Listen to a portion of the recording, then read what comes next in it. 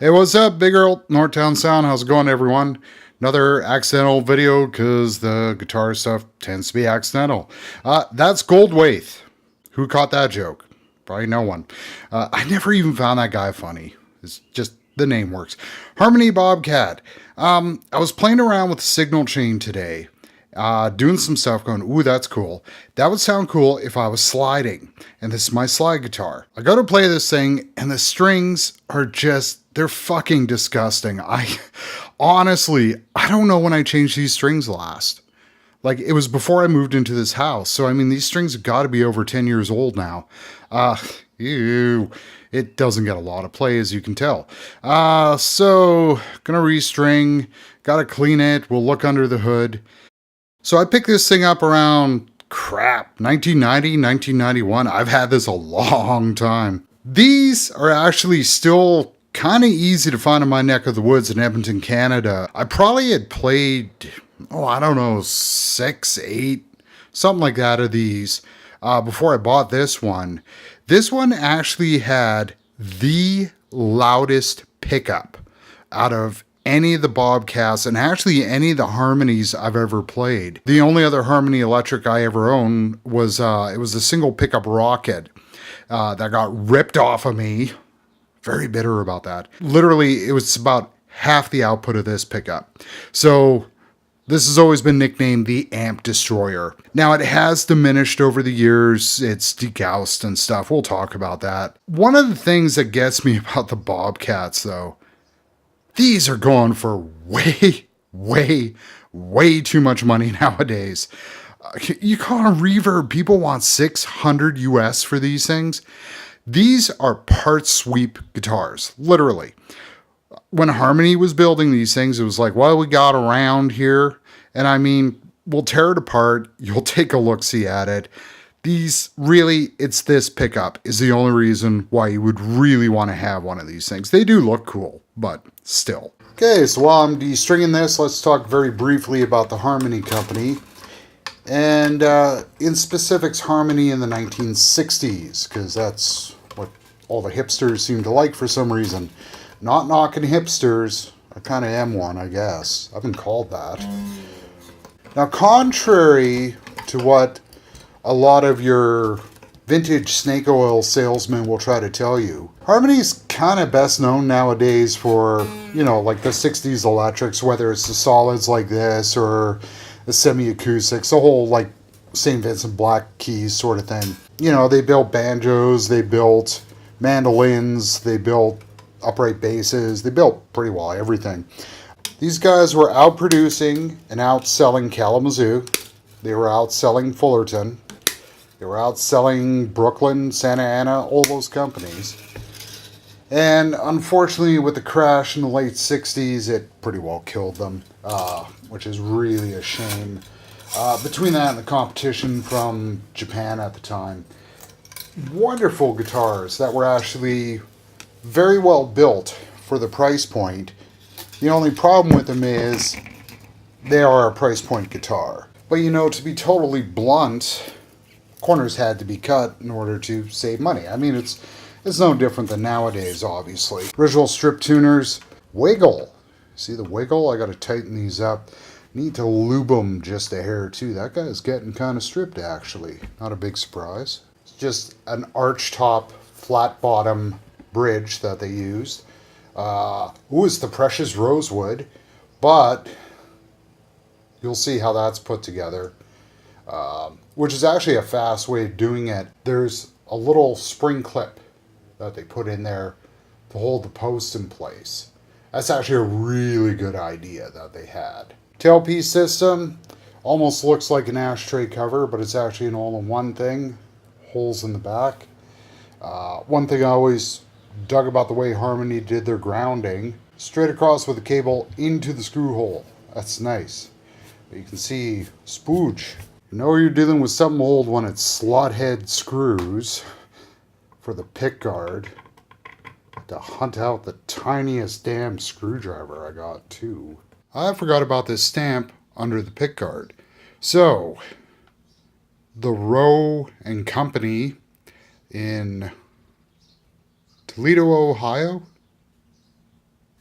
1971. There it is. I'm gonna fix that gibble on the pickguard too while I have this off.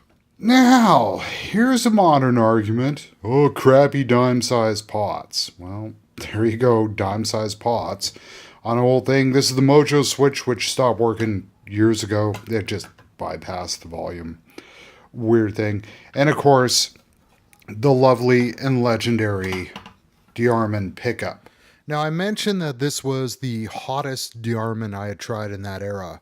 And I got to kind of explain this because these are scatterwound pickups and people really don't explain what scatterwound means. So basically, you've got a bobbin with magnets and you wrap it with wire. What happened was in the 1960s, they would wrap this and they wouldn't have like a counter or something doing it. They would wrap it by time, literally like, 90 seconds or a minute or whatever, and that would adjust your outputs on these pickups here. Back in the old days, people would actually buy these guitars just to take this pickup off and throw it onto a Strat or something. You can see it's a real thin pickup on here because the rest of the guitar is pretty basic. The other thing is with these, if you look, these pickups, the way that they're mounted, they're actually riveted. See? They're riveted into place. There's no screw. Weird. They do the same thing with the switch on these. So there's fretboard, all nice and clean. That's how much gooch was on it. Now I need to explain this. That's not from playing. That's from just sitting on the wall. Cleaned off, so Simple Green to clean it. Some Barkeep's Friend to shine up those frets. That turned out really nice. I gotta say, there is this one I probably should dress, but who cares? Not that important. And then just some lemon oil to seal it off, because that's why you seal it off. You see all the crap that just accumulates on it. That just helps you get rid of that crap over time. Okay, so just debunking a myth. Harmonies, you see a lot of them saying steel reinforced neck. A lot of them were just a metal bar going up the neck. On this big honking neck, which I like the feel of that actually. Some of them actually had truss rods. And if you look at that, that's a Gibson style truss rod. So the tuners kind of clean the buttons up a little bit. Now, these are loose. The way that you tighten those up, obviously, there's your adjustment screw there, if it'll focus. You tighten them up with the screwdriver. Now, you can't reef on them though, because then they don't turn. Which is the way to go. And these tuners, frankly, I think they're like about 8-to-1 ratio. They are incredibly coarse and they're a pain in the butt. So I'm going to lube these off. Now, lube, what do you use for lube? Actually, you know what's really good for tuners like this? Believe it or not, it's pencils. Just pencil lead works really well. But I'm going to try something new this time. Again, I work in the health supply industry to pay the mortgage. We're going to try some medical lube on here. Now this is latex. I'm hoping it doesn't gum up too much, but we're going to try it. You do not want to know what this is used for. You can probably guess. So that's kind of it's tight. So I'm going to go in, dab some in there, and then it actually loosens it really well. It's not actually leaving residue on the Q-tip, so at least these are clean. That seemed to work really well, actually. So I spun the crap out of them, cleaned off the excess. Even better than they were. I mean, they're shit tuners, but that's the way it goes. I'll also put a little dab in the truss rod there just to help lube that. So to fix that little broken bit there, what I did, I gave it a drop of just Dollarama super glue on there. And then just a couple of drops of some acetone, which is nail polish remover. That's all that is acetone. Now the acetone melts the plastic. Kind of covers up that seam. I got to polish this, well, sand this back a bit and stuff. I just tried a trick though that worked really good, so I'm happy to pass this along because I was like, oh yeah, where am I going to do this? And I'm like, okay, let's try this. This is parchment paper, which if you cook, you know what this is. This is like a release paper for cooking, and believe it or not, the super glue didn't stick to it. I'm going to keep that one in mind. So now I'm going to go and clean all of this. I don't know if you guys really need to see that, do you? Not bad. Not perfect, but I mean, like, look at the dings on this thing. Yeah, that'll do. Construction thing I wanted to point out on this. Now, I had to oil off the bridge on this thing because it was pretty dry. I noticed the neck pocket. I went to touch it and it was like sucking moisture out of my hand, so I oiled it too. I'm not quite sure what this is. This is poplar or what? It's a fairly light guitar. I want to discuss this neck joint just a little bit here. So when I go to throw the neck in, it's not a dead tight joint, but that's a hell of a lot tighter than you're going to find on a similar era Fullerton guitar. That's for damn sure. Even though there is a complete design flaw to these things, and every single one of these I've ever seen does this. Oops. They've always screwed that up, but whatever. One of the things about Harmony that made them kind of ingenious compared to a lot of other builders of the era, they would template the living crap out of everything, and they use a lot tighter tolerances than a lot of other companies in order to speed up the process. You've got to remember, whenever you're building a guitar, whether it's something this old or something that's newer, your biggest cost in it is labor and the man hours. So Harmony would have very accurate templates for doing things like the control cavities for the neck pockets, for doing off drilling the peg heads for the holes, etc. I can kind of show you a really good example of that, but we got to look up on my wall here. So that's my old Harmony archtop up there. Unfortunately, she's a wall hanger now. I don't feel like taking it down. It's kind of a pain to get to. Great example of what you got to watch for on Harmony. So, unlike the Nazareth guys, what Harmony did is the dovetail joint that's hooking that neck on is a tapered dovetail. That tapered dovetail was designed so that when they were mounting the neck to the body at the factory, it would go in right the first time. Now, compare that to, let's say, Kalamazoo, okay, where they hand fit everything. And, of course, if it's like a Monday morning or people are hungover or people just aren't that good, they'd screw with it until it kind of fit. That thing would fit right every single time. The problem is, when those Harmony acoustics need a neck reset, it's pretty damn difficult. It's actually one of the hardest neck resets to do, because apparently when you go to steam that neck out, you just basically break the heel on the thing. You can't, or the neck block on the thing. They're really difficult, and it's one of the most expensive ones you can do. And what are these things worth? Like, even on the collector's market, nobody wants the arch tops for some reason. That happens with the electric ones too, so you got to watch that. Okay, I guess it's string up time here. I wanted to put some semi-round wounds on here, but of course it didn't have it. Only $20 flats, so we're going with 1254s, nice and heavy. Forgot to mention, just in case anyone's asking, this has never had knobs on it as long as I've owned it, and they're kind of broken. The shafts are broken, so I can't find any knobs that'll fit. 20 plain? I never even knew they made those. Oh well, I guess for 10 years it's going to have a plain G. That's interesting though. Quick side note, one thing I've always wanted to string up, if I could ever get the strings together, I want to try a guitar where it goes wound, wound, plain, plain, plain, plain. Just see what happens there. I think that's crazy. So she is strung up, actions where it's going to be. The relief is where it's going to be. Now comes my favorite part. We got to check the intonation. Well, got to adjust it a bit. Yeah. Gotta love bar bridges. Okay, well, I guess that's her then. So she's strung up. I'm going to let it sit overnight. I did count. These are 12-to-1 ratio. I do apologize for saying like 8-to-1. It just feels like it. Pig to tune. Something I've never understood. Okay, so you see the fretboard. which is cleaned and oiled, right? And then we look at the rosewood bridge, which is cleaned and oiled. Okay.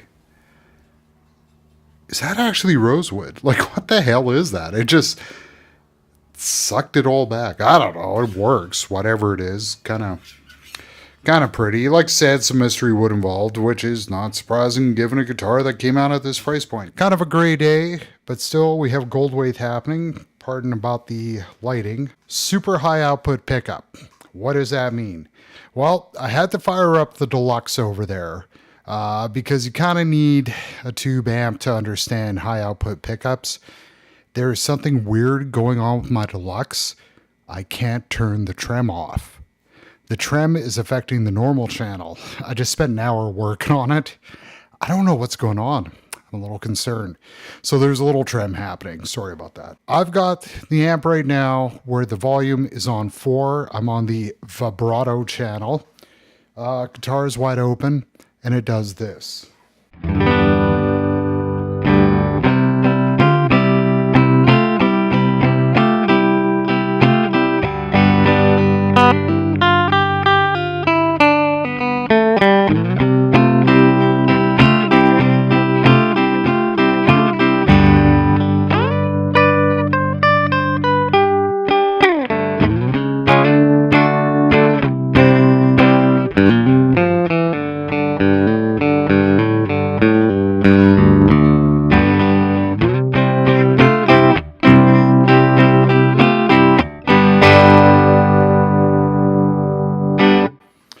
So if you've ever played like an Esmahui or something like that through a deluxe, you know what the breakup point is. You'll note that on 4, and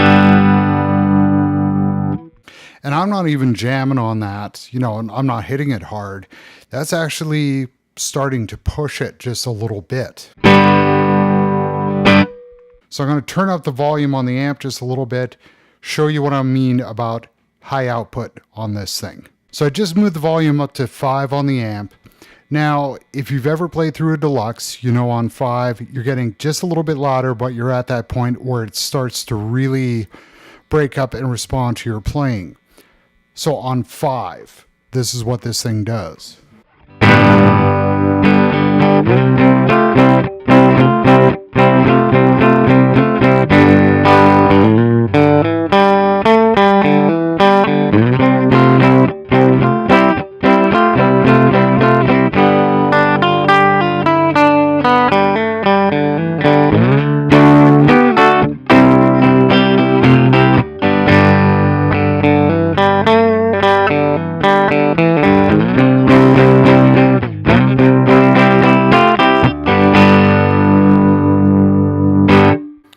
And again, you'll note that I'm not reefing on the guitar.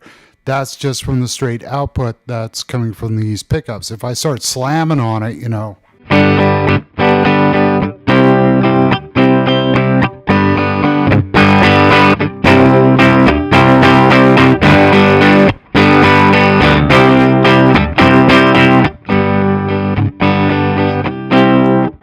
You're hearing how much that thing breaks up. Now, I did a little comparison before I started shooting here. I tried running Mick with the P90 through this exact same setup, exact same knobs. I tried running Gorham with the humbuckers, a couple other humbucker guitars. This thing was louder than any of them. Very high output pickups on this thing. This used to be higher output than that. So where I've got this right now on 5, that amount of gain is what this thing used to do with that amp on about 4, maybe 3.5. So what's happened over the years is the pickup has started to lose power. That's called degaussing. You have a magnet in here wrapped with wire, and what happens is over time, the magnet loses strength. Gauss, that's what it's measured in. So even though the output on this thing might be similar to what it was when I got this 20 plus years ago, the magnetic pull's gone down on it, and therefore it's not as dirty as it used to be. Unfortunately, though, that's a tube amp, and yeah, it's being typical temperamental tube amp. So we're going through the usual solid state setup here. Actually sounds a little more delicate. I like that.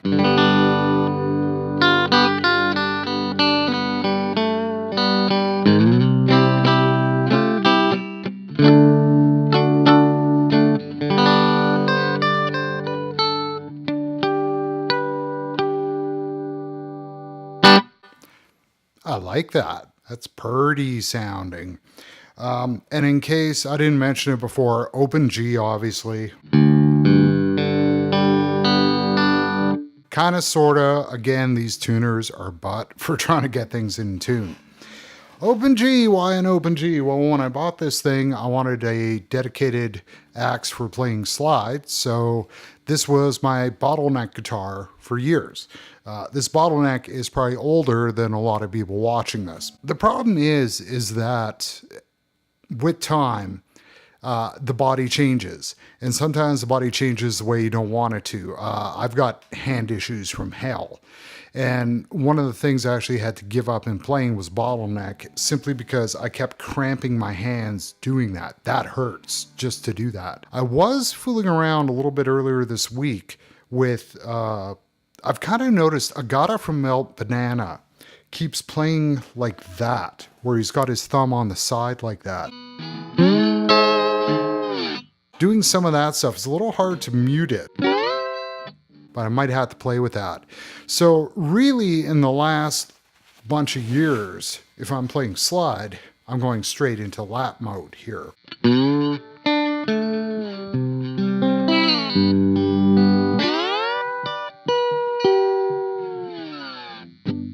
Which again, with this scale, is kind of fun.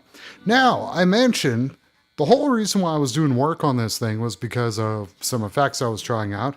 So I've recreated that path again with some of the pedals that I sell, because again, remember, this is a commercial channel. I am shilling for some great pedals that don't cost a lot of money. So I've got 3 pedals on the floor from the fine folks over at Coco. To start off with, I have the Coco compressor, which I have set to sort of a huge amount of crush, if I can find the damn thing. Listen to the buzz.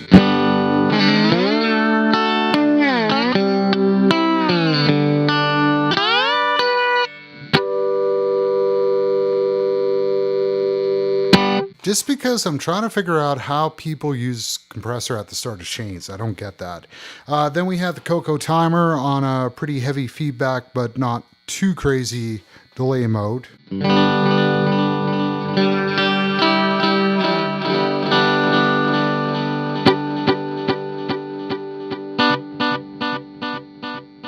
Like that delay, note the trails.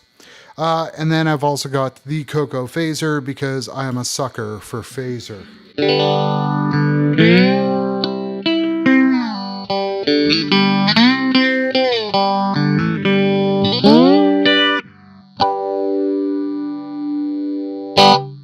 Kind of like that. It's got a really good filter to it. It kind of reminds me of the Electro-Harmonic Smallstone. Just a little bit less over the top, shall we say. So like I said, I was trying an effects chain the other day, which spurned this off. I didn't need this guitar, but just kind of thinking about it anyway. So with all 3 of those on, it's...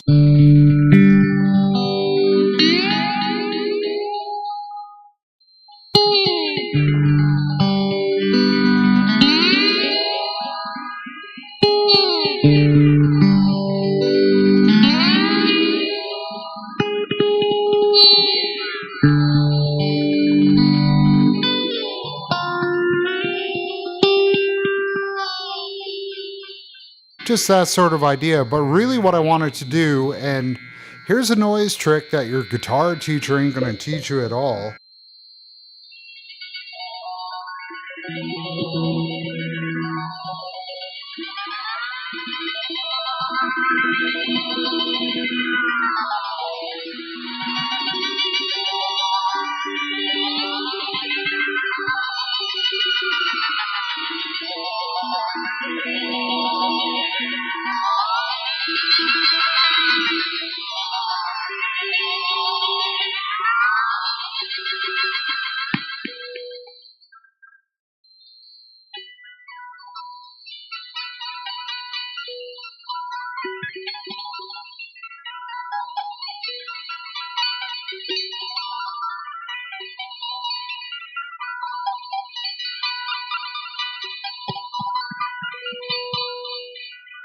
There you go. So this was a guitar that originally was for, doing sort of like rootsy I was never really the blues slide guy. It was more the country slide guy. But it's really gone into the point where it's a noise guitar for me. Everything's turning into a noise guitar over time, but this was probably the first one. And I mean, just still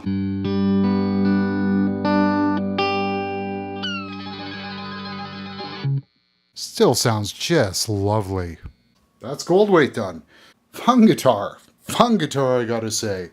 One thing I forgot to mention, I did mention I love that thick old neck that's on here, but I don't know if you can see that, but you can actually set these up with really low action, which is really fun, except for the crappy little tiny soft frets on it, but you can't have everything.